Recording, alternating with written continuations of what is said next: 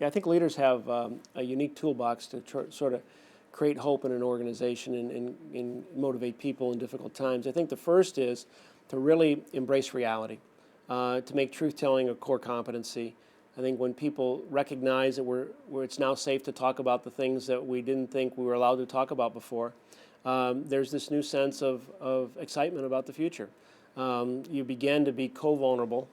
I believe you then become co-accountable, and then I believe you become co-creators of the future when you start with this safe haven for embracing reality. And then I think the second thing you begin to do is that you have to be sure that people understand that they're critical to the team for the future. It's amazing how many people we talk to and talk with where they knew they were on the team for the past, but they're not sure that they're on the team for the future. It's almost as if they believe there's a list somewhere, and they've either got a check next to them or a question mark next to them.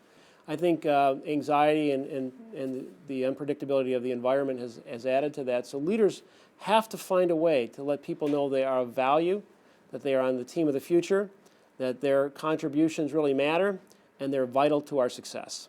And the interesting part about that is that if people feel like they are not of value, they will spend all the time trying to get it for themselves rather than create it for their teams and their organizations. And so this is a very important thing leaders must do. And then the final thing that leaders must do is they must continue to make it very tangible and practical what it looks like when we're doing what we need to do in the future to develop and grow and innovate. And so these early wins that we talk about often are the illustrations or the little examples of what it looks like we want more of. And the problem with this so often is that people don't know what it is that we want more of. They're still unclear or ambiguous, but if we can point out early wins that are tangible and practical, and we can talk to people about how they can expand them, how they can extend them, how they can accelerate these early wins, they can say, I can do that too. And they can really begin to get a feel for that they really do play a vital role in the growth of the business going forward. I think a reasonable amount of time where leaders can expect to see changes is that you have to have a long and a short view. I think the short view is that you've got to constantly look for these early wins that we've talked about, these simple examples of what it looks like we really want to do more of, and it builds confidence. I think it builds clarity. I also think it builds, sort of examples where people can say, I can do that too. There's also a very long view.